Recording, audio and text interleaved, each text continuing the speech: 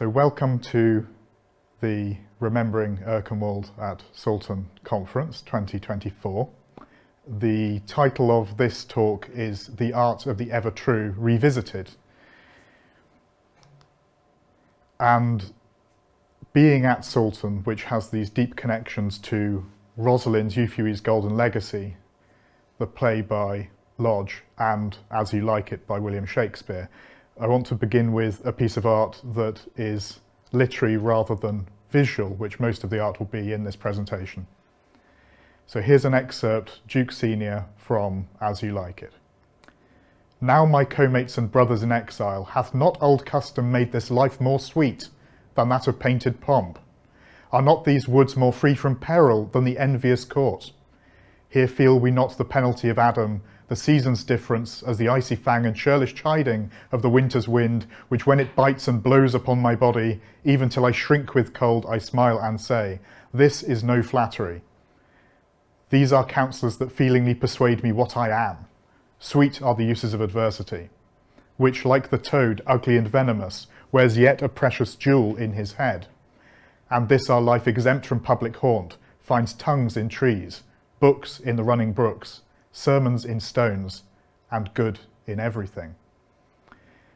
This really powerful passage speaks to me personally, having had a career in refugee work, about what it is to find sanctuary somewhere, and the deep paradox between exile on the one hand and the joys of finding a sanctuary on the other. And that will be a repeated theme through this presentation. And alongside this piece of literary art, I wanted to present something to introduce the visual nature of what we will proceed with. This is one of my favourite pieces of art. It's Rembrandt's painting of Jeremiah. And what's extraordinary about this, you can see on the left, you have Jerusalem burning, and he's in the cliffs in a refuge somewhere, pondering this state of affairs, with bits and pieces of treasure from the culture that's witnessing this destruction. But all around him, Rembrandt, with this wonderful technique, has created this grey haze. So the figure is almost belonging to a separate painting than the backdrop. And something that he leans on that's quite difficult to see unless you look at it in a good light and quite closely is that he is leaning upon a giant Bible. And the size of this means that it must be a pandect in the Christian tradition. That's the size. So somehow we have Jeremiah with a later Bible that's come straight out of the local church for Rembrandt. And you have this mixing of time where the figure of the prophet is beyond time, outside of time, in this cloud of separation. So these are some really interesting, deep thoughts about the nature of time. And so another key to this theme comes out of the work of Jan Assmann on John Spencer as a theologian and Hebrew scholar in Cambridge. So I'm a Corpus Christi chap, that's where I went through as an undergraduate, and John Spencer is one of the great figures of the history of the college. He was great friends with Thomas Tennyson, the Archbishop, and I talked in a previous lecture in London about the biographies of these people and how they fit together. Now, John Spencer was interesting in his approach to Hebrew studies in the 17th century because he felt, and you can understand in the turmoil of that age, he understood these feelings of paradox within exile and things going on.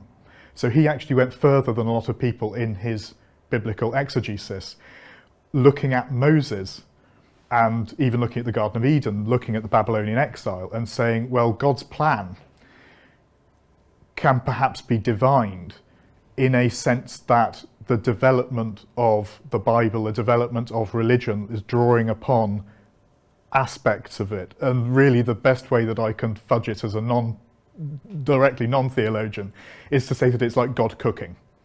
So John Spencer's great thesis as Dean of Ely and as this great scholar that led into things like Freemasonry that were later on was this idea that lots of different religious traditions are encapsulating things, and when you have these strange movements that can be difficult and paradoxical to experience at the human level, there is something more that is going on that may contain within it the seed of harmony.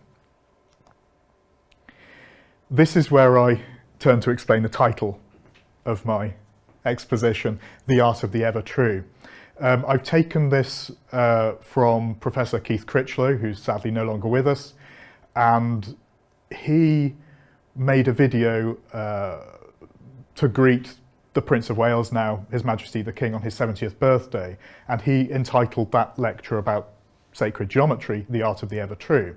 And in that he explained that this phrase is a very rare phrase from Socrates recorded by Plato. Ordinarily, Socrates is famous for asking questions, not making bold statements. But this is one of the rare bold statements of Socrates, saying that geometry is the art of the ever true. You can't abolish a triangle. There's that level of things. This connects with the social and philosophical and religious concept of these trials and tribulations of exile by the way that people can reach to geometry and number as a symbol of human and spiritual harmony in a way that they cannot be easily alienated from. So Jeremiah in the painting of Rembrandt is very lucky to have preserved the scriptures that were under threat in that way. But equally, you can carry with you an understanding of perfection and harmony in number and geometry, and that can prove inspirational when everything else has been taken from you. Let's turn to another Old Testament prophet, Ezekiel. Some of the research that we've been doing has uncovered people's attitudes to the vision of Ezekiel through time. And there seems to be a bit of a trend on social media at the moment to make videos about the vision of Ezekiel and to make little jokes, like biblically accurate hair clips and things where there are millions of parts. Because what Ezekiel is trying to say is so difficult to penetrate in its vivid form that people get some very crazy ideas about this.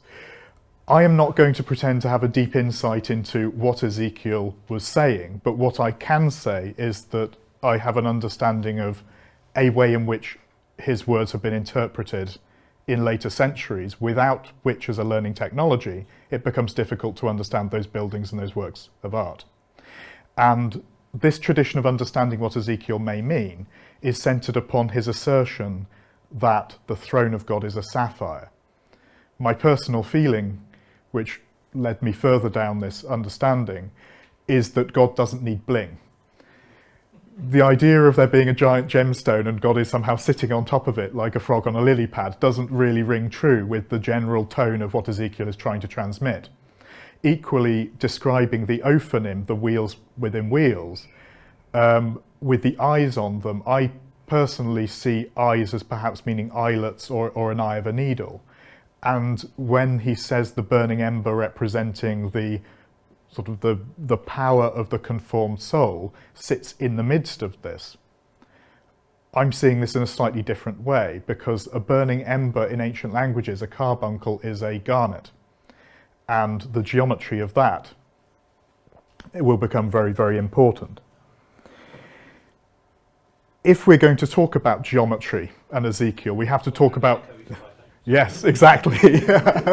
we have to talk about Pythagoras, because if Ezekiel is potentially talking about these geometric gemstones and there's a taste of a meaning in there that's a very, very powerful allegory for harmony, in order to have the language to express that mathematically, in the West we look back to Pythagoras.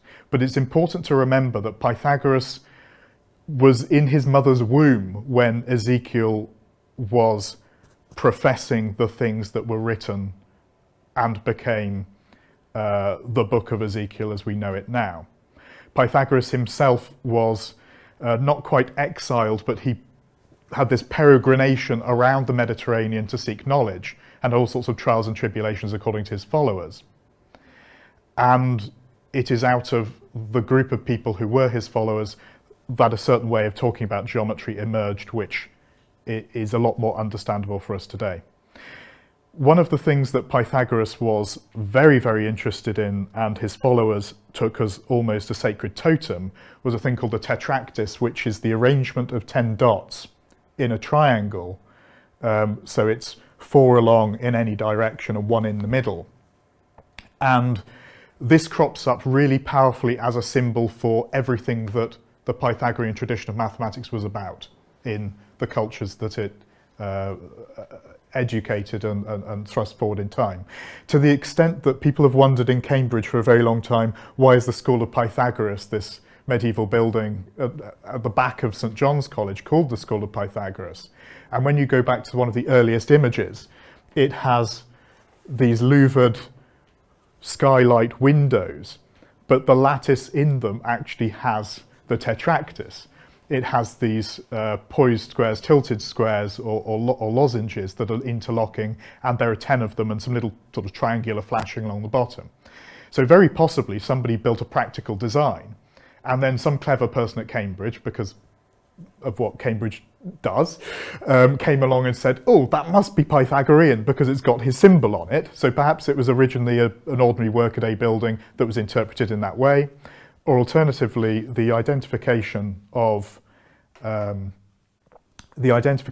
building as related to Pythagoras may have prompted somebody to modify the building to contain that feature within it. So moving from Pythagoras, we have the reception of the germ of the mathematical ideas, and these come down into Plato. There are a number of things to talk about Plato to help with the buildings and art that follows. The first one of these is a sequence of numbers in his book Timaeus. Now, the book Timaeus is partly about mathematics, but also contains, in the second part of it, which is usually called Critias, so these are the people in the dialogue. It contains a sequence, sorry, I'll begin again. So Critias, the second part, is talking about Atlantis and the perfect society. So in the first part that is addressing harmonic mathematics before that harmonic society, we have this sequence of numbers. And the sequence is just given in a line. 1, 2, 3, 4, 8, 9, 27. So he's arranged them in ascending order. And they don't make any sense until you look into the tradition that has followed this rather than the book itself, where this thing is called the Platonic lambda, as in the lambda shape, or the same as a pair of compasses. And the origin point, and Professor Keith Critchlow spoke very powerfully about this, that a pair of compasses mapping the world, holding the hinge at the top to operate it, is the origin point, number 1. So that's the creator. And the numbers go down it in 2 directions. So on the left, we're multiplying by 2, and on the right, we're multiplying by 3. So what is very interesting about this is that if you combine the Platonic lambda with the tetractys, in other words, if you put another spot here and 2 more here to make that full triangle, if you perform the same operation, so moving in one direction, you're multiplying by 3, in the other direction, you're multiplying by 2, extending that pyramid gives you the proportional relationships that you need in order to create Western music. The major scale pops out. And there's a really good video on YouTube of this where somebody has taken that pyramid and made the number 1 into 1 hertz. So 1 cycle per second, and so on and so on and so on. And then through doing that, you can actually hear music pop out of it. You can hear the scale pop out of this mathematics. So for a long time, what is inside Timaeus, what is going on in this Platonic lambda is saying these are the numerical secrets to things that we hold to be very important harmonically. Another part of what Plato was talking about in Timaeus is the elements, and he said that there are 5. And something that's important to understand is the way the Greeks were splitting the world into the idea of there being potentially 4 different kinds of atom, and the atom was theorized in that society. And so Plato is taking that idea of the atom, the smallest particle, and the idea of there being 4 elements, and then assigning a perfect shape to each one. The game Plato is playing is saying that the fundamental particles must be perfect, and to each one that he assigns. So the tetrahedron to fire, the cube to earth, the octahedron to air, the icosahedron to water. He devotes what in a good printed copy will be 2-3 pages to each one of them, talking about the triangles, the rectangles that contribute towards the creation of the solid.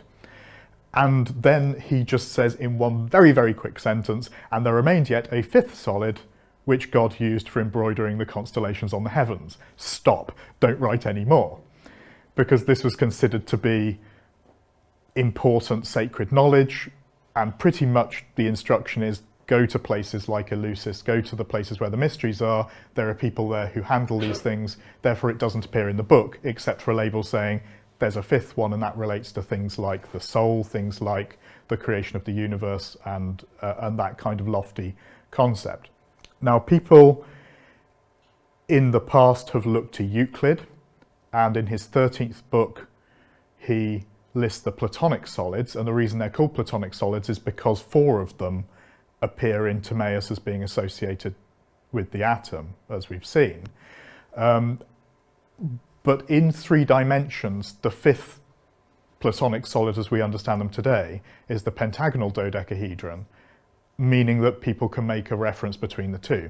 However, there's no evidence that Plato himself actually knew about the pentagonal dodecahedron, and it doesn't really appear in nature.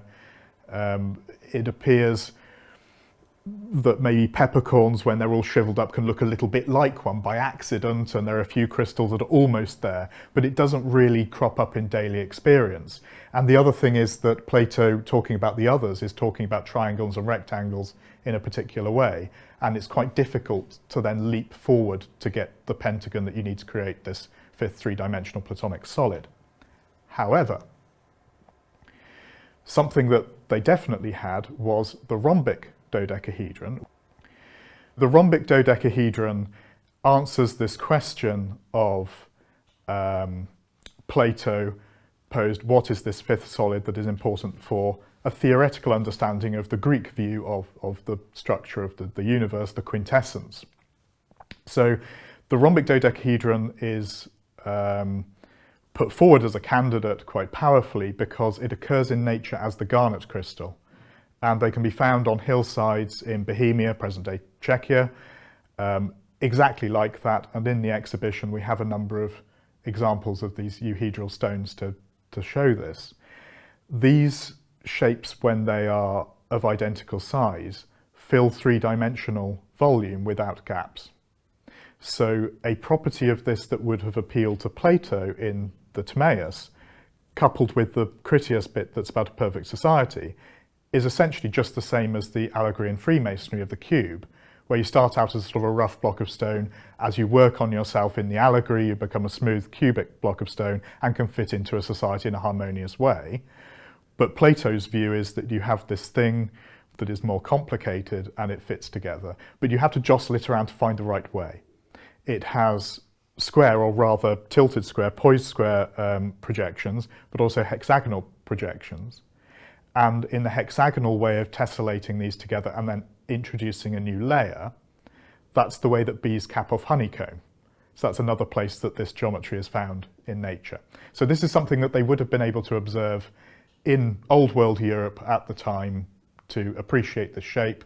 It has this very special property of potentially allegorically representing a harmonious society fitting together, but also having a sense of these lozenge sides turning into octahedra in the 4th dimension, being pulled out somehow beyond our own dimension. That turns it into a Platonic solid of perfect shape. So from that hyperdiamond idea, which is the modern name of that 4th dimensional shape, you can perhaps have the idea that this might be associated with the universe and with the soul and things of that nature beyond the material, because this is the only shape that takes you from what Plato might consider a debased material world into something that is, if you're using the 4th spatial dimension as an allegory for time, into the world of the eternal, which, a little bit like Rembrandt's depiction of Jeremiah, fits with people's gut feelings about perhaps the nature of God and the divine being not subject to the material rules that we all labour under in the material world.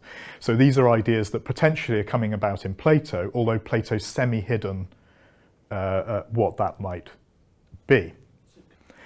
And this is going to ramp up in a big way with this animation. So we have a cube octahedron, and a cube octahedron is a cube with the corners lopped off. So we're now going to unlop the corners, restore the corners there, and you can see it makes a cube. In another sense, a cube octahedron is an octahedron with its corners lopped off. And so if you extend the shape out the other way, you get an octahedron. That creates a cube and an octahedron that are twinned, and that will be very important. So we're going to drag these down, and looking at the cube first, if we mark its edges into thirds, which we're going to do with lines to make it slightly easier to hold on to, but they're ghosts. And then we draw diagonal lines to make a poised shape in the middle of it. When we cut that through, or perhaps project through those tilted squares, poised squares in the middle, what we get in the middle is a rhombic dodecahedron. So the shape that we drew on the faces of the cube is very, very important. Likewise, the shape that we're about to draw on the octahedron is the exact same thing. We are drawing these lines to make a poised shape from the points that are a third way along the edges, which is the Seal of Solomon hexagram, and that creates a rhombic dodecahedron. But what is more than that, it creates the very same rhombic dodecahedron. So now the view will pull away to show the whole family of shapes. So it isn't just that the nice shape pops up twice, it is fundamentally connected through the figures that are drawn on each one of those faces. So now we're going to look at the offshoot of the classical world that crashes into lowland Britain, where we live, and how this affects the price of bread. The mosaic here that you can see in overview is from a place called Littlecut, which is on the River Kennet. And this is a really interesting sanctuary connected with the Orphic mysteries of the late Roman Empire. So late Roman religion was very keen in all sorts of different devotions and all sorts of different fraternal organisations within the Roman army. There's a huge amount of diversity. Britain was particularly interested in the idea of Orpheus, so there are more than 9, I think, now mosaics depicting Orpheus found in the Romano-British context, and this is one of them. But what is most interesting to me for this lecture is not the inner part where you have this dance around Orpheus, which is where he's playing his harmonic music. The idea of numbers and harmony that you need to create that music, as we saw with the Platonic lambda and the tetractys making the major scale, that is sort of represented in the interest in geometry that shows in the other pavement. And what we have here is 4 big hexagons in the 4 quadrants. So if you think about that octahedron that requires 4 hexagonal parts, the hexagonal projections of the rhombic dodecahedron, we have them here represented in a sort of top-down view. It's 1 pyramid, 1 half, because as a beam goes in, if you're making them by projecting, it'll pop out the other side. So the one above serves for the one that pops out in the other side. So we have that there. The other figures around these little square parts, the ones that are in the corners are different from the ones that are within the cross part as it goes through the pavement. So the ones in the corners have these little 9 grids on them, 3 by 3 grids, which are almost just sort of filling in the decoration, and they're telling you the kind of things that are useful in the geometry that they're referencing, thinking back to the animation that you've just seen.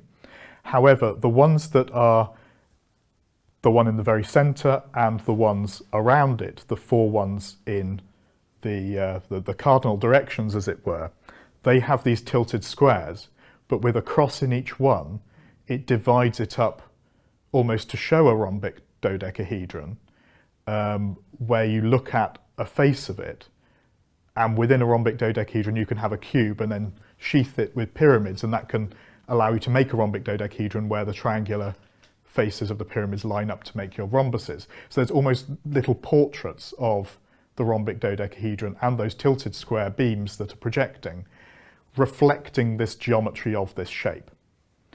So the proposition here is that in the late antique world, people are looking back at the literature of Plato that is now quite old, and they're interpreting what perfection might be in mathematics, and they're interpreting it through this geometry that's more related to the rhombic dodecahedron, which is full of easier shapes than it might be to another solid. The sense of continuity between the late antique world and the Anglo-Saxon world is presented by the Sutton Hoo treasure. And in the diagram against black that you can see there, if you look on the right-hand side at the top, that is a schematic skillfully put together by James, showing the design of the two scabbard bosses from the Sutton Hoo treasure. And they're really quite tiny. They're the size of buttons, and we have some replicas in the exhibition upstairs. Made of gold with tiny inset garnets that have been very, very precisely worked. And the one underneath it is from Nottinghamshire. And you can see that they are made by the same intellectual culture, not just the same art or craft culture. The triangles around the edges have been likened to petals, which is rather sweet. They aren't petals. I'll explain what they are. They number 24, which is a very precise number, which is immediately leaping out to all of us as being important in terms of the reckoning of time, Babylonian mathematics, Greek mathematics, and so on and so forth.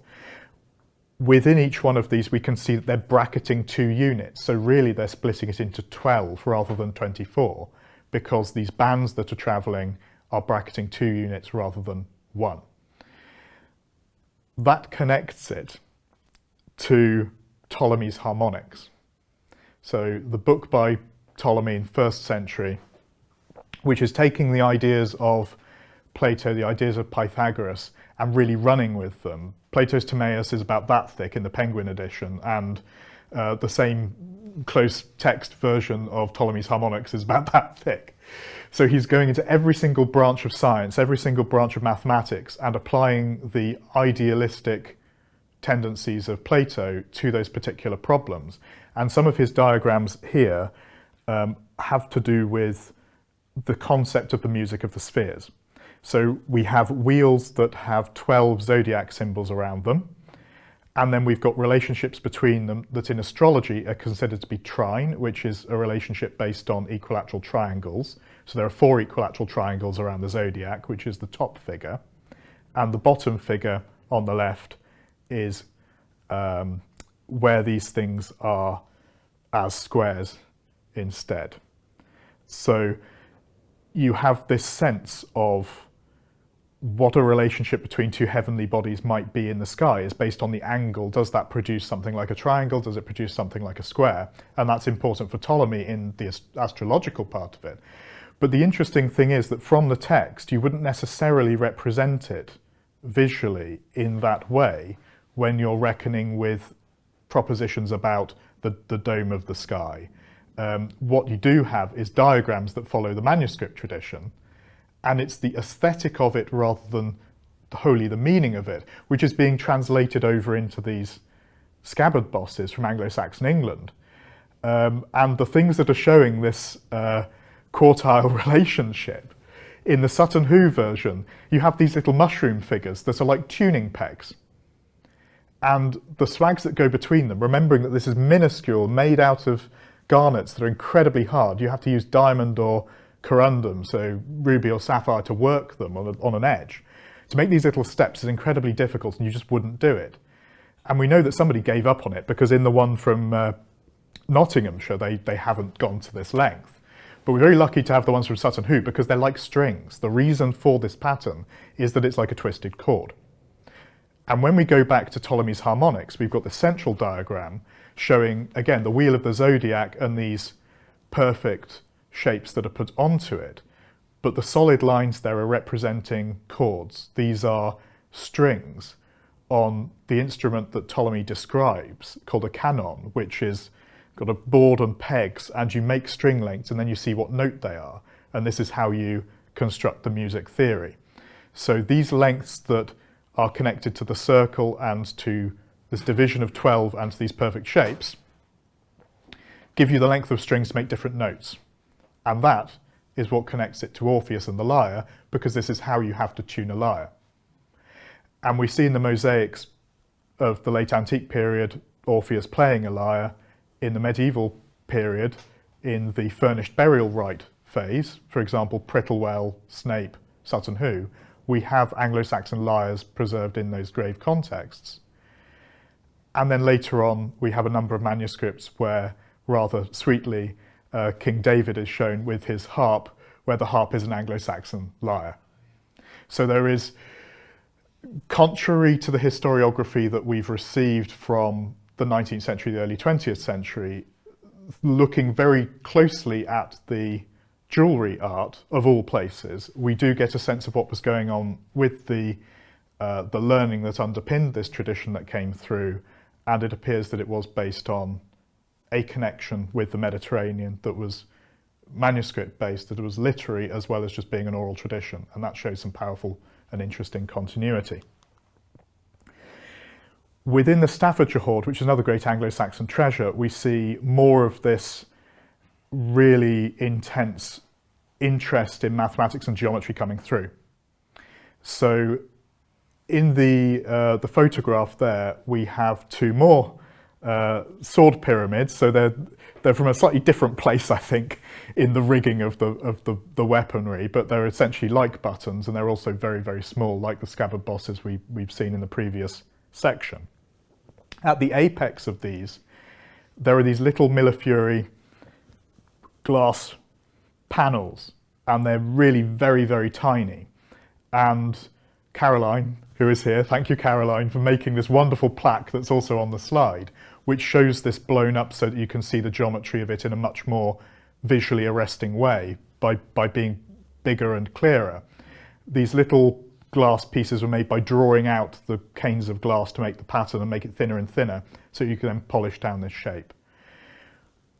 This shape, as we have seen in the animation, is incredibly important, because with this figure applied to the sides of the cube, we can make that rhombic dodecahedron, and the entire piece of jewellery, apart from the glass diagram, is made of garnets who contain this property of their natural crystalline structure being this rhombic dodecahedron.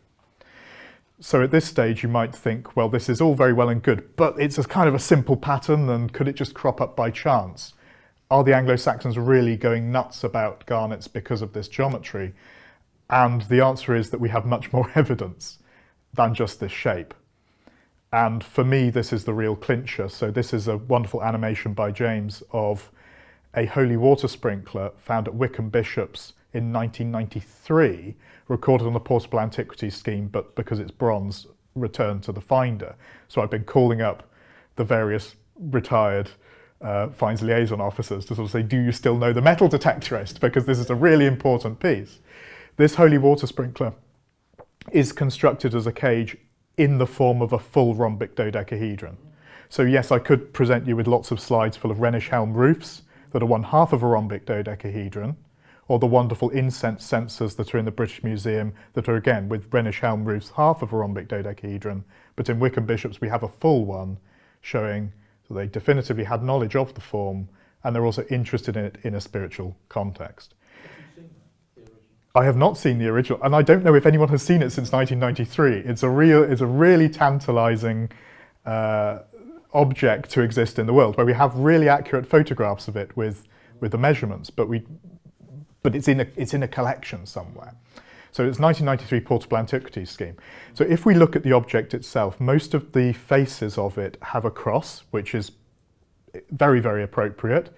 But two of the faces have this interesting branching pattern, which is the growth habit of the herb hyssop. So for a holy water sprinkler, this is incredibly pertinent. The design of this thing isn't somebody who's having a game and making it up, finding it on the hoof. It's been very carefully thought about. And so, as a piece of evidence for me, this encapsulates the obsession of that age with the garnet crystal that we see in the jewellery, which they had to import from Sri Lanka and from Bohemia, and also the other geometry that we find. Moving forward through the Middle Ages, one of my heroes is Henry III, because coming to the throne as a young boy of, I think, age 9, while the barons were having a civil war and the French had invaded, and this poor little boy, crowned with the bracelet of his mother's in Gloucester, he turned to the church and he turned to the English people, the ordinary people who were his supporters, as opposed to the rebel barons, and said, "What would you like to keep me alive?" And they said, well, very politely, we would like to undo the Norman conquest and enjoy our Saxon culture and, you know, things that have been in flux for a long period of time. And Henry III, whether through that instruction and encouragement or through his own genius and piety, had a kind of Anglo-Saxon Renaissance. And so he was keen to firm up the canonization of Edward the Confessor as the royal saint. He had a massive reconstruction program at Westminster Abbey and many other churches. And the centerpiece of that work liturgically, as regards kingship, as opposed to the function of the church as such, is the pavement where coronations take place, which we know as the Cosmati pavement, after a famous family of mosaic makers. Now, the interesting thing about the Cosmati pavement will be glaring at you from my diagrams. We can superimpose upon that this shape, which tends to be called the Alzeclis, I should mention, but this shape of the noughts and crosses board, the 9 grid with those diagonal lines, that is the fundamental geometry underpinning its design. So what does that do? Well, the king being in the centre where the enthronement occurs is being wrapped in this volume of space defined as this allegory of a connection to a sort of perfect beyond, a perfect higher plane that is perhaps intended to make the event more special. But I think there's something to do with the pavement itself that's doing a little bit more than that, because the inscription in the pavement, and it's the only Cosmatesque pavement to have an inscription, that says that you multiply by 3 to get the ages of different things. So a dog, a horse, a hedge, a whale, there are all of these things. And then it says when you add all of these together, you get the amount of time between creation and Judgment Day. So it explicitly tells us this pavement is representing in abstract art the concept of a God's eye view from outside of time on everything that's going on. And I think in the way that Plato responded emotionally to the trial of Socrates, this is Henry III with his feelings about vulnerability to bad leadership and civil wars and things like that, making an engine to ensure, in Plato's words, a proper guardian is the inhabitant of the throne. Because when you're sitting in this supremely special place looking down, each one of these panels is representing a different social contract organization. So there are panels in there that have deliberately Islamic designs. So you can point to a panel and say, that's Persia or that's Africa.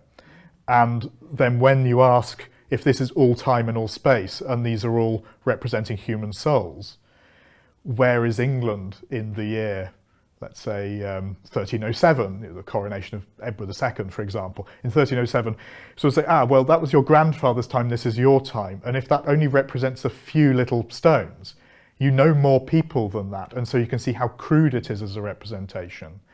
And that encourages the monarch towards humility, because this impossibly complex pavement is a crude cartoon of what it might be to be in that world where there's a little bit of a connection to the divine, but fundamentally the limitations of the man in the throne need to be understood.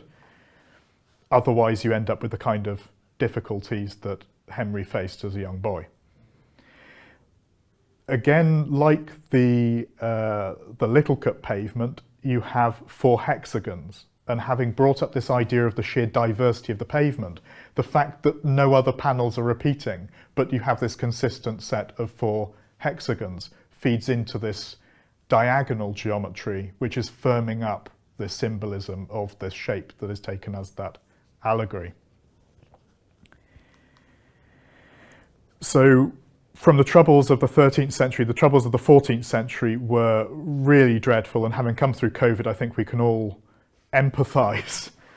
When the Black Death hit, there was a huge loss of knowledge through the people who passed away. There was a huge amount of emotional difficulty and trauma living through that. And one of the interesting textual traditions that comes down to us is rather alarming, is this thing called the Holy Almandal. And the text of this, handled by Jan Veenstra, is really worth looking at. There is a non-trivial number of manuscripts relating to this tradition of quote-unquote summoning an angel. But every single time they have a picture of what's going on, they are so wildly different from each other that clearly nobody has a clue what they're doing. And the popularity of it represents this kind of furious energy towards anything they think might conjure a little bit more divine things going on. So really I look at this thing, in some moods you can have a little laugh and say this is ridiculous that they all disagree about what they're talking about.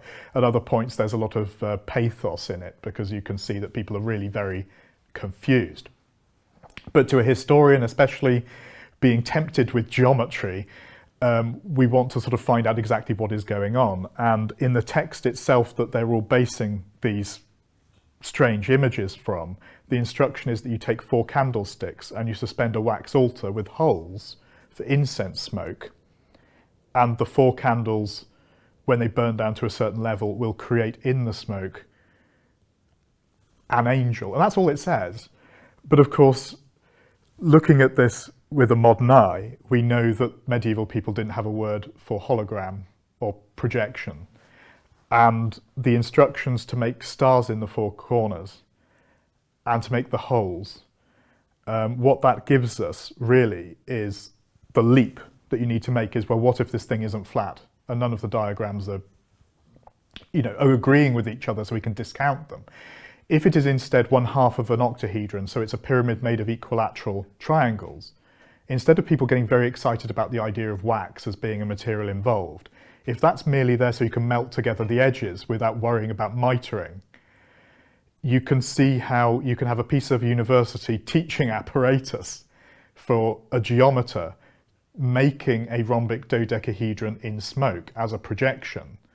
Everybody in the lecture theatre thinking this is really spicy, running off, taking a slapdash description of this, and then everybody in that atmosphere of the plague suddenly gets very, very excited and very desperate, and we see the manuscript tradition that we have. So the ability for that to do that is a physical property. It's an idea that we're entertaining that this may have been the original form of what inspired those very, very confused and misguided pieces of that manuscript tradition. What does Almandal mean? That's really interesting. So what does Almandal mean? We think it may mean something like the altar or the table, because the al part is obviously Arabic, and the mandal part, there are Indo-European roots. It may originally have been a sort of garbled word from India, but I think when we have the manuscript tradition, they're really trying to find anything exotic in the desperate hope that it'll be a miracle cure. And this is why it gives me the feels, because we're looking at people struck in that Black Death period who were really very desperate. And so if the kind old professor in Bologna or Paris or Oxford, whoever it was who did this for geometry, they thought, well, maybe he has the answer, this is what we're seeing. But the reason for going there in the first place and entertaining these thoughts and researching it is because it has some explanatory power towards some very important buildings in the record. So the first one I want to mention is Winchester Palace in London. And this was the palace of the Bishop of Winchester. And the illustration there is from where there was a big fire in the 19th century. And so it's revealed it from behind all sorts of bits of warehouse and secondary use of the building. And it can still be seen today, although in a slightly less complete state of preservation. And the interesting thing about this window that everyone calls these rose windows is that it's a geometric window.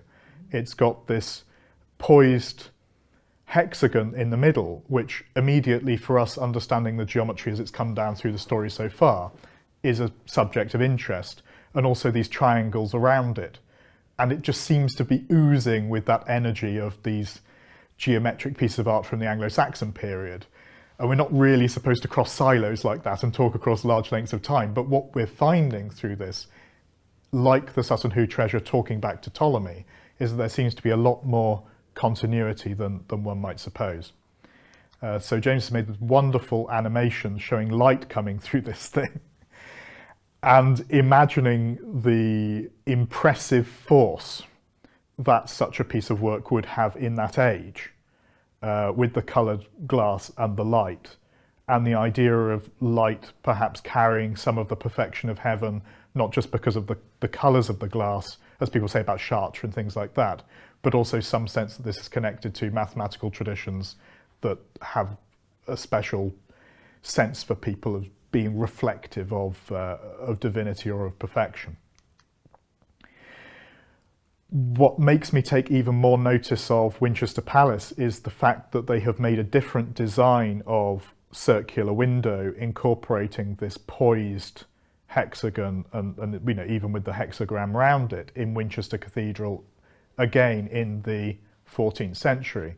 So we have two different buildings that are very interested in this form, and that draws our attention, and there seems to be a way of understanding what they might be reaching towards within that geometry, considering the work at Westminster in the Cosmati pavement a century before. Bury St Edmund's provides some of the sense of how ordinary people with a certain kind of piety might regard these things. So in one of the great gatehouses to the Abbey at Bury St Edmund's, there are these two roundels at the top, and they have hexagrams. But what is really interesting is that the hexagon in the middle of that, which could be flat stone, is recessed as a slot to take some kind of a tile or decoration. If it were not meant to have a decoration, it would have been easier to have carved it flat. So it's been very carefully made to take something in there, which I would suggest may be a coloured tile showing a shape that people think is interesting. In Rebecca Pinner's excellent monograph on St Edmund and the veneration in East Anglia in general, one of the really fascinating episodes in the story of King Edmund made saint is that this Anglo-Saxon king of East Anglia, Edmund, was killed by Vikings away from his kingdom, or away from the heartland of his kingdom, nearer London. And when his body was exhumed and transported, because people had an inkling they might like him to be considered a saint through the nature of his death as a martyrdom, the thing that clinched it for them, his first miracle, was that they had a wooden chapel, sort of tabernacle, built to house the body while it was resting at a stopping point. And a blind man went into that room, and the whole thing filled with dazzling light, and his blindness was cured. And that's what comes down to us in the accounts of the miracles of St Edmund. So you have this idea at Bury St Edmund's of a show of light, as we've seen with these big round windows. You have a sense of this geometry, and these things are beginning to come together. And something that I think is really compelling about the work that Rebecca Pinner has done, with my work completely independently of what she's done, is that she brought up the various things that went on at the Shrine of St Erkenwald in St Paul's in London. So we're now turning to the Shrine of St Erkenwald, and it appears that the shrine that we can see in the famous image by Wenceslas Holler just before the Great Fire of London would appear to be an iteration of the feretory, the sort of the superstructure of the shrine from 1339. But the phasing isn't entirely clear.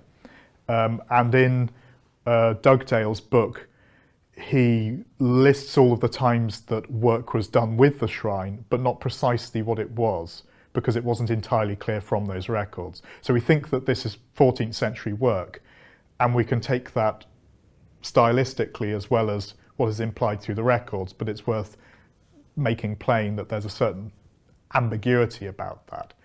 But something that's associated with the shrine, which is of particular interest, is that a giant sapphire, and I think it's described as being sort of the greatest one he had, was given by London's richest man, the head of the Grocers' Company, which at that time was the senior company. They eventually swapped with the Mercers as being the most senior. He donated this giant sapphire to the shrine, specifically for a reason, which was to cure blindness. So what property of sapphires could possibly be relevant to the care of infirmities of the eye or to blindness? And I think the answer is coming from this geometric tradition, in addition to what's going on at Bury St Edmund's with the idea of the play of light being a vehicle for that saint's recorded miracle. So as a folk theology, you have this idea that if something's to do with infirmities of the eye, the great English saint who deals with that deals with it through light, and there's an element that's somehow in there about hexagons, and the natural form of the sapphire crystal is a hexagon, and that then has this calm, sober element of going to your Bible and finding that Ezekiel appears to agree with you if the impression of God is this sapphire stone. So a medieval person's reading of Ezekiel might bring them to the conclusion that that particular mineral has that property, sort of by way of Beachy Head, or rather by way of Bury St Edmund's. So considering that a pilgrim's experience of the Shrine of Erkenwald might be that the recess containing the relics, which we can see there in the square part of the feretory, and the recess perhaps containing the large quantities of candles as a sanctuary light, this really, really fascinating hexagonal socket in the top of that was very possibly where that raw sapphire was set, and people believed that that was relevant to the work of the saint in some way. The relics themselves are recorded as being removed or carried away or lost during the reign of Edward VI, during the Reformation. The shrine itself was destroyed in the Great Fire.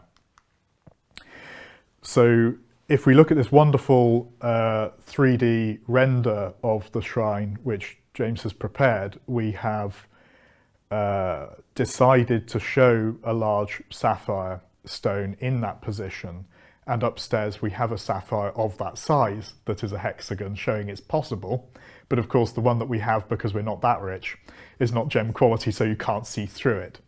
But if this richest man in London in that 14th century date giving this large stone, it was that scale of stone, and we can understand why we no longer have it. I'm sure it's in lots of pieces of jewellery in Hatton Garden, broken up centuries ago. But if that sat in there, what you find is attention being given to that central point as a blob, as a feature in its own right. And then the trefoils around it give you this tetractys. And if we put the numbers in, which we have in our artwork representing this, which is in the exhibition upstairs, the lovely glass counters by Caroline and the frame by Shay Shani, wonderful piece of art representing the, I think for a modern contemporary art appreciating audience, giving you a bit of the visceral power of appreciating at once both something that looks pretty, but also something that, whose deep power is beyond. It's in the art of the ever true. The numbers, the geometry, the things that belong to the divine as opposed to the material. Getting that feeling, I think, is important to understanding what the experience of the shrine might be, especially if, as we've presented, it was backlit. So having taken this long view through a number of centuries, the question naturally arises, what is James trying to do? Is he trying to claim that there's information being passed down directly with high fidelity? I don't think I can necessarily claim that as the only possibility, which is why I've put this slide in here. This is a mosaic that's been put together with different fragments that's in Colchester Museum in the castle. And you can see in the top left-hand corner, you have a tetractys design, which often appears in these Roman mosaics. And I think really what this image is symbolizing for me is the way that if you live in somewhere like Colchester or Cirencester or London, these things are constantly popping out of the ground. The ones we have in museums today are the ones that were found in the preservationist antiquarian 19th and 20th centuries and 21st centuries, but people were consistently finding these.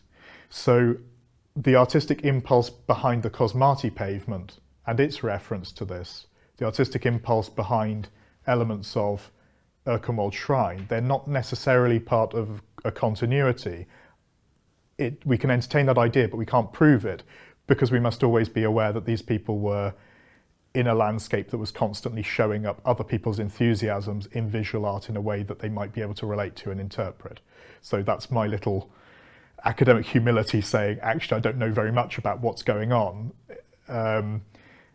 in terms of the flow of information, just that we see these things strongly represented through a continuity of time. So you're saying they could be a kind of pastiche? Oh, pastiche is an interesting word. I think at all times through this, the pieces that I've decided to pick out are ones where I'm very, very sure that they're full-bloodedly understanding the mathematics and they're responding to that. There are definitely pieces where you can see that they've looked at something that was interested in mathematics and they've copied a pattern in a way that perhaps spoils the legibility of that.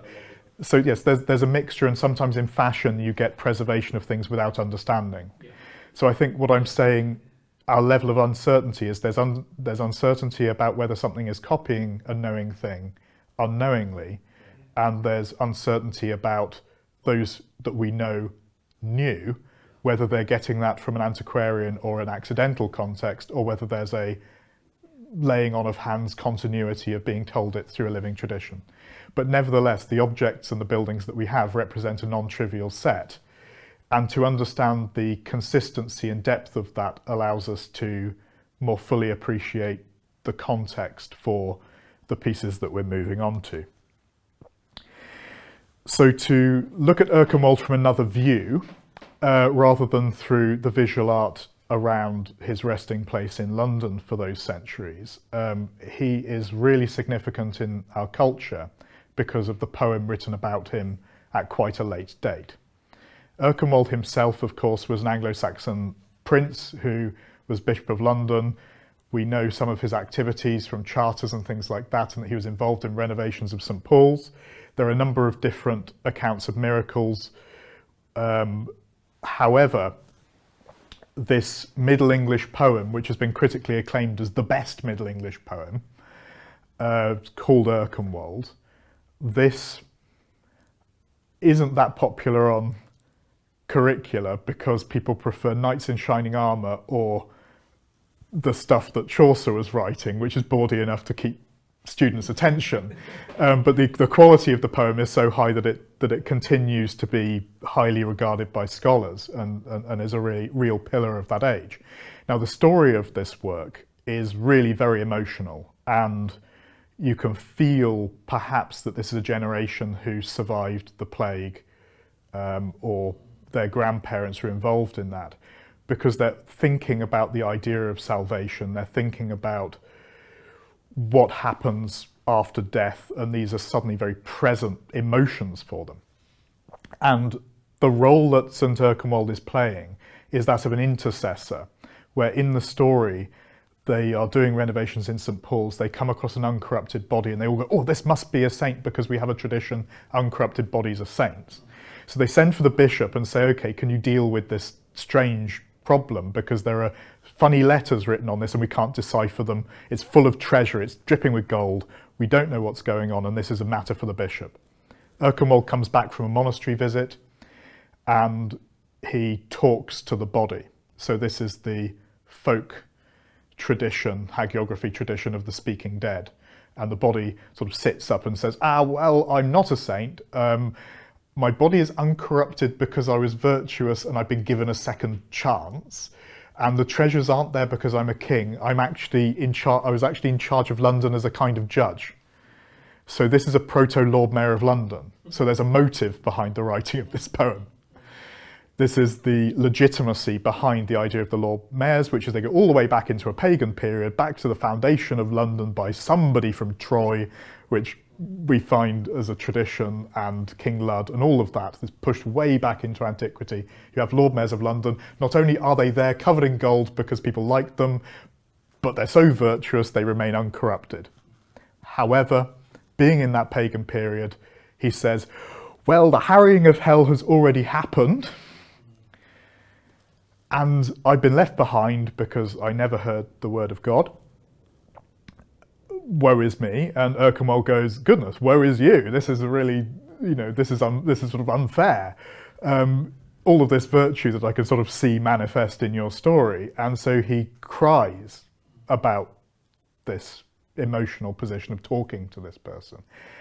And in invoking the Trinity as the tear falls, it retrospectively baptizes the body. The body turns to dust because it's no longer needed, because the material world is corrupted in Plato's view. So this is a very syncretistic way of doing folk theology. And all the bells of the city ring out because they know that the soul has gone to heaven. So here we have our time travel weirdness of stepping outside of the dimensions, a little bit like Rembrandt's Jeremiah. It's got everything in there. And did it happen? Well, it only appears in the poem and doesn't appear in any other miracle accounts of Erkenwald. So it's one of these contested things. But as a piece of literature, it's incredibly powerful.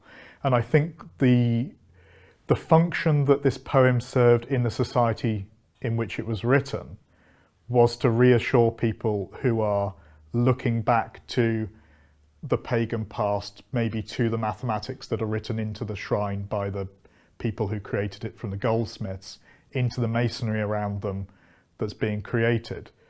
This is really a Renaissance before the Renaissance, where they're wrangling with these Prisca Theologia questions of how do we approach wisdom from the past before Christianization? How do we approach people like the Sutton Hoo burial? Of course, they didn't know about that one. It was found in 1939, but they're aware of things like Beowulf. They're aware of this idea of the pagan past being part of their heroic heritage, the idea of London being founded by Trojans. They're interested in these things, but how does that feel if they feel that these people aren't saved? And all of that emotional depth is handled very courageously by the poet, who has been identified as being the same poet as the Pearl poem and others. So the Pearl poet is supposedly the author of this. The dialect that the poem was written in is one from here, from Shropshire and from Cheshire. And the manuscript itself, the only surviving manuscript, is local as well to Shropshire. So that's an interesting thing to consider. To move a little bit further into the 15th century, I've asserted that people are wrangling with questions about the non-Christian world in the Cosmati pavement in its panels, and also in this sense of the poem of Erkenwald and the geometry. They are aware of the wider world. And in the Renaissance, in the 15th century, people began to be interested in the idea of improving biblical knowledge by looking at the Hebrew language to improve translations. And out of that spun the activities of some highly energetic people who were interested in going further and hoovering up Jewish mystical texts that were from a later time or an earlier time, but they had no way of verifying what was relevant. Just hoovering up texts of Hebrew mysticism and Midrash and the Sefer Yetzirah, the Sefer Zohar, all of these works, and trying to wrangle about, do these have any information relevant to Christians? The weirdest and flashiest of these is Pico. And he wrote 900 theses that were immediately shut down because they said we need time to assess these. And he published them in a very provocative way by saying anybody can come and challenge me to duel on this in a dispute. And everyone went 900 of the things, and he's gone into the Orphic mysteries of ancient Greece, so thinking back to the mosaics as well. But he was looking at ancient Greece, he was looking at Hebrew stuff, he was bundling it all in together and then asking people to take him on. And everyone went, oh my goodness, what is going on? He defended himself in that endeavour in his famous oration on the dignity of man, which was a very powerful text of the Renaissance. He didn't live very long, and I think they exhumed his body and found that he may have been poisoned with arsenic. So he ran up against all sorts of opposition as being this very abrasive prodigy.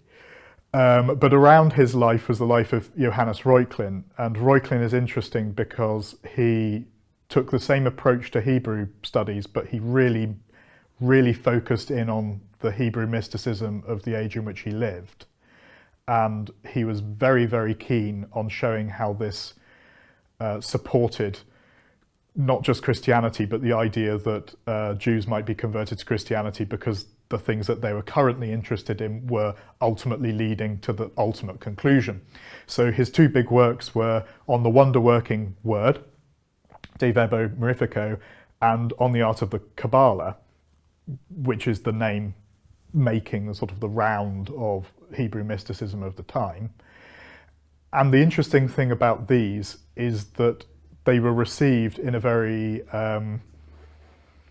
schoolboyish way by some people and in a very balanced way by others. And some of the balanced responses are John Colet, the Dean of St Paul's, wrote about Reuchlin saying, well, everything that he's written in De Verbo Mirifico, which is saying that if you add the letter, I think it's shin, into the middle of the tetragrammaton, you get Jesus. So doing all of that thing. This is all very good, but all these large tomes of very difficult text do is tell you that you should be listening to Jesus. Why do you need to read these long books to tell you what you should already be doing? So his approach was lovely scholarship, but why? Thomas More looked at Pico and said he lived this extraordinary moral life and was a perfect scholar, but don't look too closely at his interests in magic and all the rest of it. So Thomas More actually wrote a biography of Pico for a relative, saying use this as moral instruction, whilst cutting out the bits that were a little bit wacky, a little bit beyond. So these things were taken into Renaissance culture in a very broad way in England, and a sign of that picking back up was Archbishop Matthew Parker. Before he had the archbishopric, before he went on the run during the reign of Mary, it was actually as Vice-Chancellor of the University of Cambridge and Master of Corpus Christi at the very sort of end years of Edward VI that he instituted 2 chairs of Hebrew at Cambridge in order to continue these studies to learn more. That was later imitated by Archbishop Laud when he did the same thing with Arabic at Oxford later on. So these people are receiving these things. But as I said, a large number of people who were not quite as balanced as those three, they only read the headlines. So you have this sense of what Kabbalah means to Christians in England and Europe generally is they love the number 10 because you have this idea of emanations. So they love the idea of the number 10. Are they going to look at what is within Jewish mysticism very closely to understand what that means to Jewish people? The answer is no. They just say the number 10 we like. And then the idea of numbers being related to the Hebrew language, they also like that. And what do they use it for? Sending ciphers between different security agencies in the Renaissance world. So the reception of these things varies in quality a great deal. And when we see it coming through into culture, we're often dealing with the grabbing of the headlines rather than a sensitive reception of Jewish culture. But an area that we should grab onto and sort of run with is this idea that seeing these 10 emanations and seeing the Pythagorean tetractys as something in their scholarly awareness, but also in their art, they then go, ah ha ha, if this is making a 4-beam projection of a rhombic dodecahedron within the triangle and everything else, and you have the tetragrammaton, the 4-letter name of God, considering that tetragrammaton is written full out on every single one of the funny diagrams of that Almandal tradition, you can see this will be in the back of people's minds. They say, well, what's the New Testament version? So the answer is, well, go looking for the cube, because then you have 3 beams projecting through it, which feels like the Trinity is represented perhaps in the shape, and it's like a natural version of the Scutum Fidei or something like that. So the number of points that you use for the triangle is 10. The number of points that you would use for the faces of a cube would be 16. and therefore the number 16 suddenly becomes interesting to these game-playing late Renaissance minds.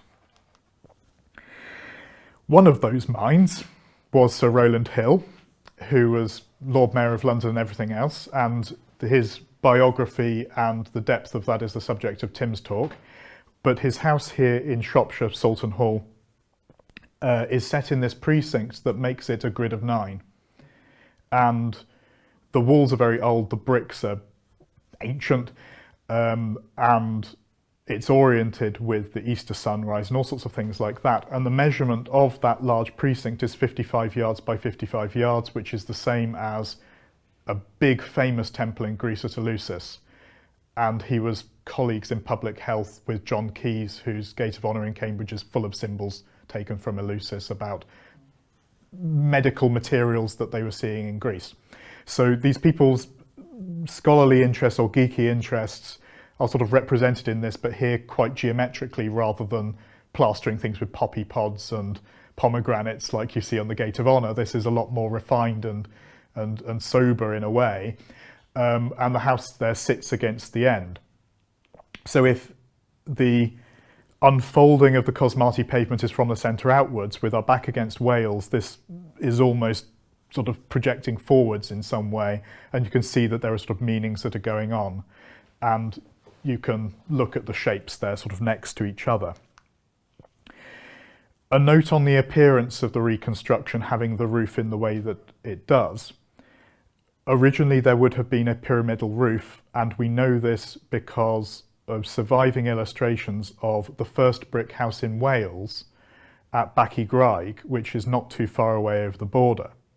And this house has quite an early date for a quote-unquote prodigy building, having definitive dating through big iron plates on the side of it. You can just about make out in the illustration for 1567, and that had this strange pyramidal roof. Now, the man who built it was Richard Clough, who was a mercer alongside Rowland Hill, and Clough was the main agent for Thomas Gresham, who was Hill's best friend. So you've got estates that are very close together, the time is very close together, they're both made of brick on site by craftsmen who are probably the same, considering the closeness of the dates and the geography of this and the unusual nature of brick. As I said, the first brick house in Wales, and this is the way that that roof was treated. But the difference with Soulton is that you have these projections that are almost like turrets, and if you continue those up, they would have caught water and been dreadful, which I think is the reason why the top has been taken off. But you continue those up and consider that you have the little cupola on top. That gives you the 3 towers that are on Rowland Hill's coat of arms. So the idea of coming up the hill and seeing it dressed in that way accounts for the slight differences with his friend and colleague's house just over the Welsh border. And to give a little bit more detail as to why that roof wouldn't survive, if you have a big pyramid roof, you need tie beams that go the entire width of the house in both directions. And if you've got the water coming down behind these turrets with chimneys in them, the settling water there would damage the integrity of the joints that keep that solid. So considering that, I don't think we have any of the early pyramid roofed houses, even though they're a non-trivial set. And Bachy Graig got pulled down because it was unmanageable, although you can see there was a big overthrow of water, so that lasted a bit longer, long enough to have a nice watercolour in the collection of the National Museum of Wales. In the case of Francis Bacon's house at Verulam, that had a giant pyramid roof in the same tradition. That perished very, very quickly and was robbed for materials during the Civil War. So these pyramid roofed houses are a non-trivial set, and Soulton must be one of those through the way the building holds itself. But it looks very strange compared to how it is today, looking like a giant cube. So to remembering Erkenwald, obviously the point of this conference, when you consider that Sir Rowland Hill was Lord Mayor of London and conducted civic duties at the Shrine of Erkenwald and around it in St Paul's, and that the the legitimacy of the Lord Mayors is connected through this deep literature that is also somehow local to Shropshire and his heritage culturally from where he grew up, as well as where he rose to prominence.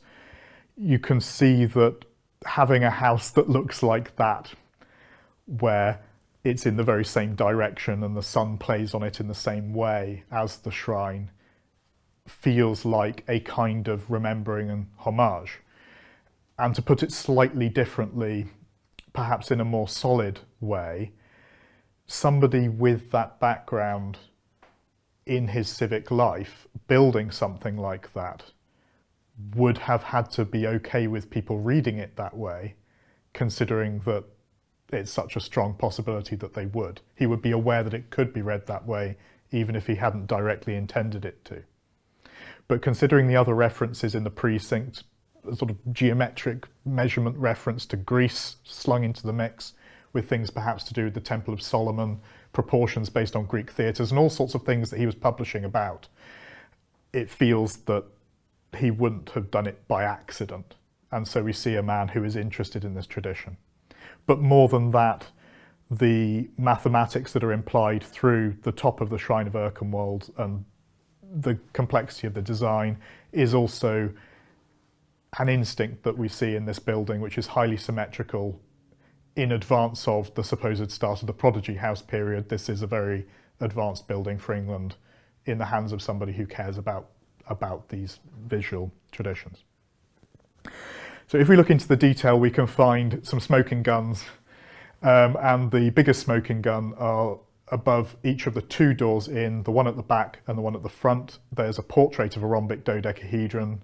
So here you can see different projections of it in line work, and you can see the third one there, where you hold it up in its tilted square, i.e.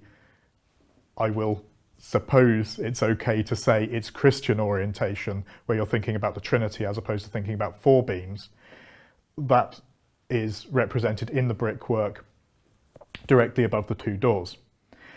It isn't the first time that it's cropped up in places where there are very academic and plugged in people, because it's also all the way along Silver Street in Cambridge on the side of the 15th century Queen's College, with another design as a centrepiece for that, which I can't decipher, but it possibly relates to barley or something. But these little ciphers like this are very much non-trivial, and the tradition of making brick diapering comes from the region of Germany where the river Elbe comes out, and that's the trade route for garnets. So again, what I said in terms of Rowland Hill building a house that looks like a shrine and having to be comfortable with the idea people may read it that way, these people, even if it had another meaning for them, would have to be comfortable with it looking like the stones that are coming through by the barrel load to the jewellery markets of the world. So these things all seem to be quite tightly connected, waiting perhaps for some documentary evidence to just, make this a little bit less based on the art history and more based on that, but it seems to be fairly solid.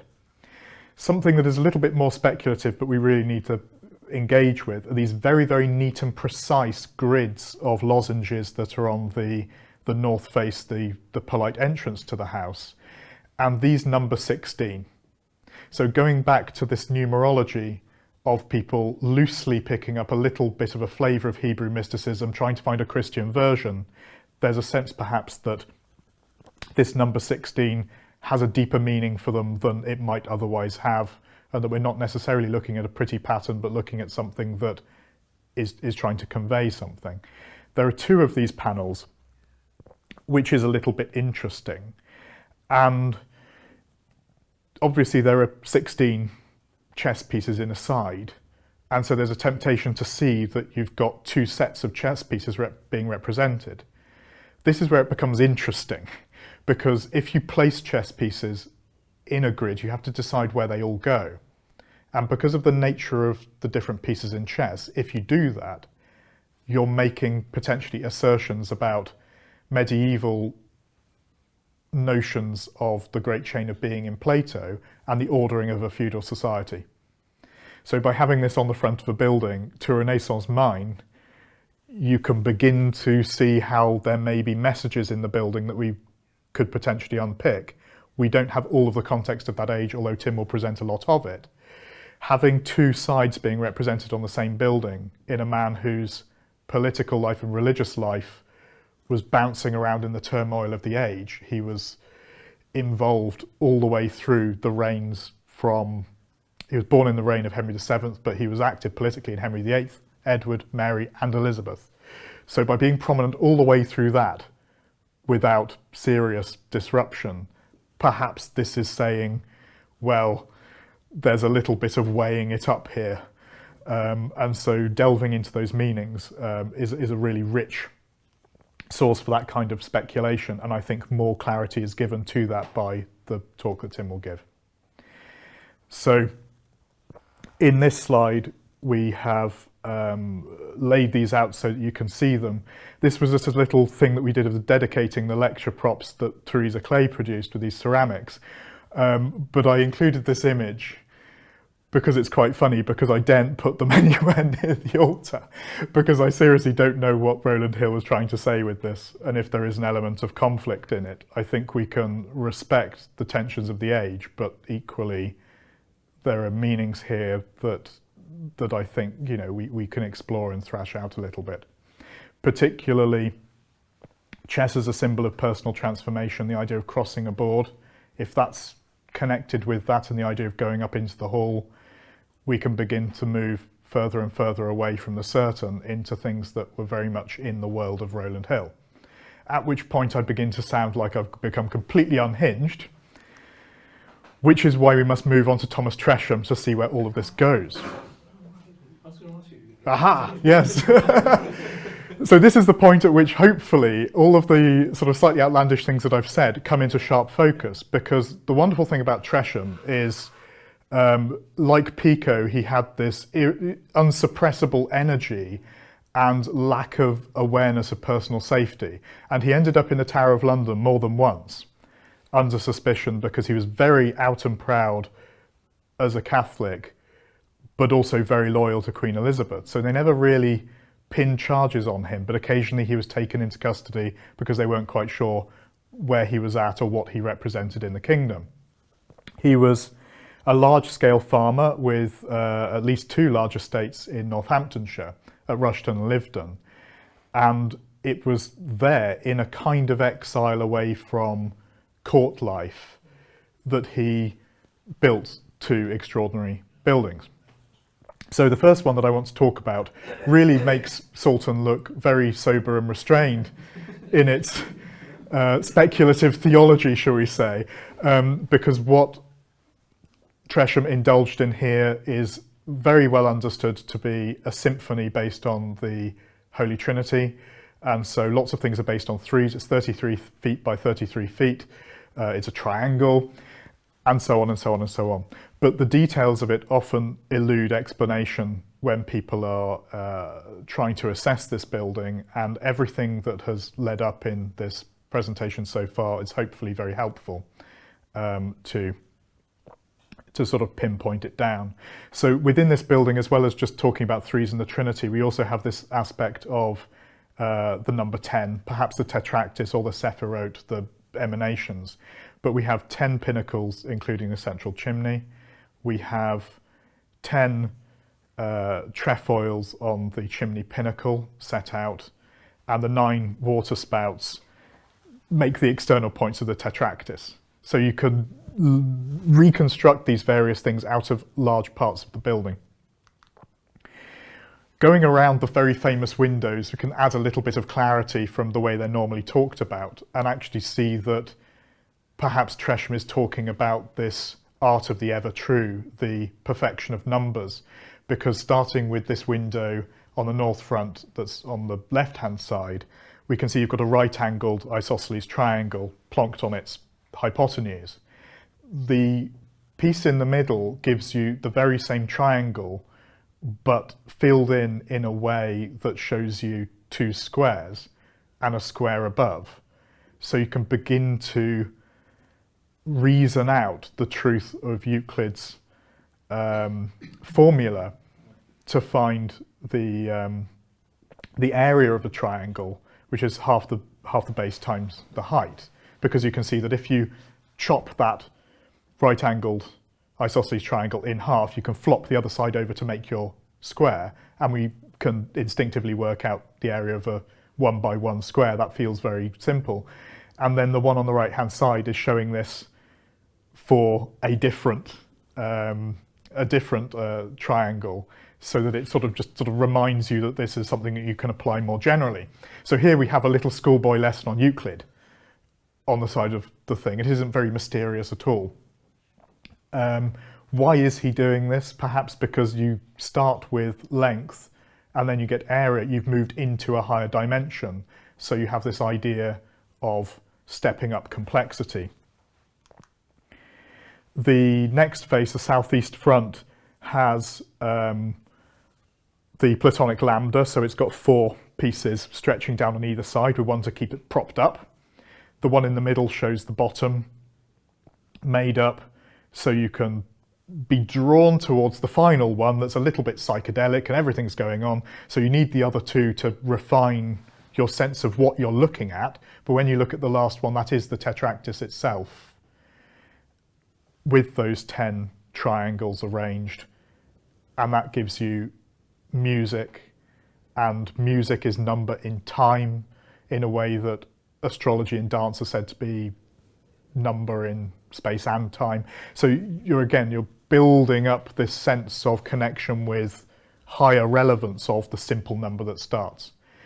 So once you've kind of accepted the theme from these 2 sides, which might be a little bit pedestrian, or that's maybe a little cruel, but this is the real tour de force. So the first diagram is showing how with a pair of compasses you can construct triangles and you can construct hexagons by interlocking those curves. So this is the very, very first thing that Euclid did, but this is how you start with a simple tool and you create these perfect shapes. And then we come through the equilateral triangle, and then pow, at the end of it, the shape that we recognize there, we have this hexagram round a tilted hexagon, and that is a window indeed. And that is connecting back to this tradition that we see at Winchester Palace and in Winchester Cathedral that he's put into this building. And there is something there now about the number 4 and the number 3, the ternary and the quaternary, as Dr. John Dee said it, and how these combine and how this is somehow about God manifesting in this building. And then on the floor below, all of the windows are the same, and they're like this. So you have a grid of 16 where you have 12 around a cross which has 4 arms, so that you can see that the thing that is relevant to Christ in the centre with the disciples around is also giving you the sense of the 16ness. So this idea that has perhaps been taken from Jewish mysticism about the number 10 being important, translate that to the one that we think is more Christian, that gives you 16. There's now a way of expressing this which arrives at there being Christian significance to this symbolism through a different path, where you have these trefoils and the ternary and the quaternary, as Dr. John Dee said. So all of these games with numbers, these games with shapes, are coming down to a very, very simple and uncontroversial Christian message, which for Thomas Tresham, trying to persuade the government that although he was openly a Catholic, he was loyal to Elizabeth and there was no trouble, there was no violence, he just wanted to be tolerated. The message of this building as that plea from his exile, his little internal exile, is through this language, and seeing that in Soulton Hall and seeing this in other places is almost like the art of the ever true is something that's ever true between the divides and the turmoil of the period. And that, again, has this strong emotional resonance to it that we've seen at other points in this journey as well. In Lyveden Newfields, you have a cross-shaped building whose meaning is immediately clear as being a cross-shaped building, but it's covered in tilted squares.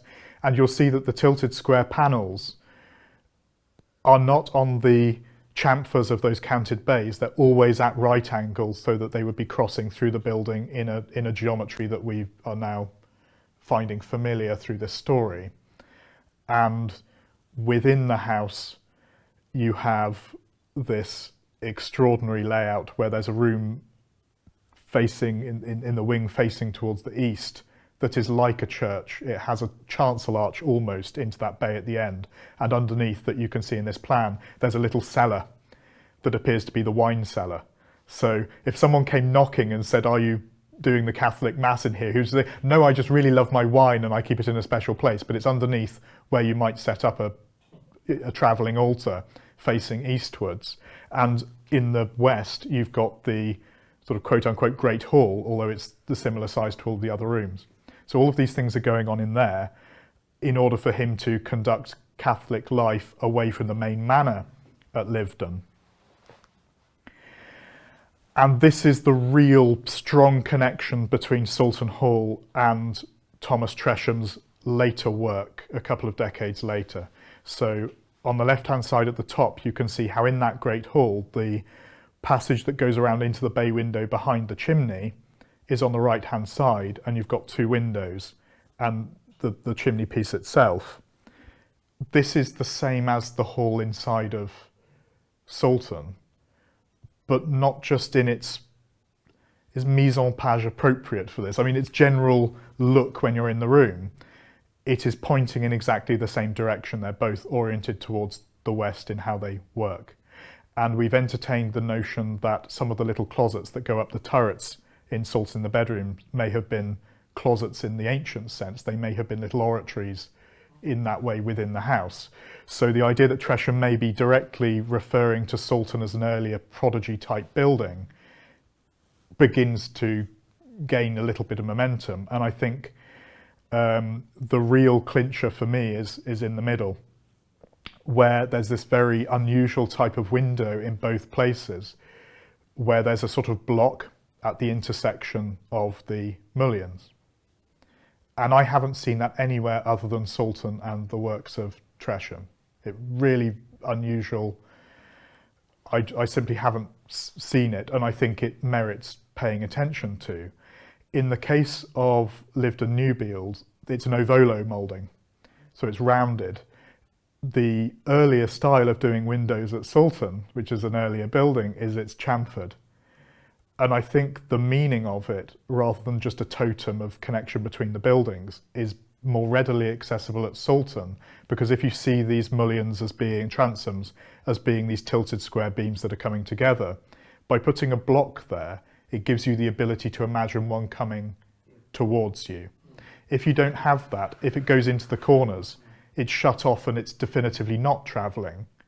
And although these are not tilted squares themselves, if you follow down the sort of fillet along the front, the flat part along the front, each of those rectangles becomes a cross type flag, which could be interpreted perhaps as the flag of the resurrection or something of that order. Within Soulton, there's a light show on the gallery where the window is offset in a way that from the west, on I think Good Friday, the sun comes streaming down and you have projected a cross through the building. And so things of that nature perhaps are being picked up by Thomas Tresham as a trick that someone else has done, and most of the windows in Lyveden Newbield are cross windows. When he wants a wider window, he puts in a much bigger pier in between the two panels that are cross windows, and I think that may have come from Soulton. The last thing that's a little bit more take it or leave it is these wall cupboards that are found in both these places. And the one in the photograph at Lyveden, there's one above the other. I think that there's a significant possibility in both cases these were covered by panelling, covered by wall hangings, and they were there for secreting things in times of trouble. Exactly, but perhaps more concealed and maybe closer to priest hides or things of that nature. And what gives me authority in saying that with a little more weight is that in the 1830s, at Lyveden Manor, as opposed to the Newbield Sanctuary, but the major part of the house, they actually discovered all the Tresham family papers secreted behind the walls like this. So it's recorded that that's what they were doing, and it worked so well. It was only in the 1830s that these documents were retrieved with things like letters, correspondence, and some planting plans. So now they're doing some wonderful work with the National Trust there. So the art of the ever-true revisited, to sort of run back through this and recap how it all might hang together into something that we can digest. The geometry has been affecting art in lowland Britain from at least the Roman period. It's showing up in this mosaic art and other art through the jewellery of the Anglo-Saxons. Likewise, the Pythagorean tetractys and these things that are relating to musical theory and the idea of perfections in numbers are showing up. The role of St Erkenwald in the later Middle Ages was being a go-between, in the way that John Spencer said about Moses being a go-between with the religion of Egypt and the Hebrews and everything to do with that. The way that these traditions are being received becomes that very Renaissance question of how do we incorporate these different ideas together. But behind that, the appeal to geometry for human harmony through that process is a consistent part of the enterprise of the people handling this.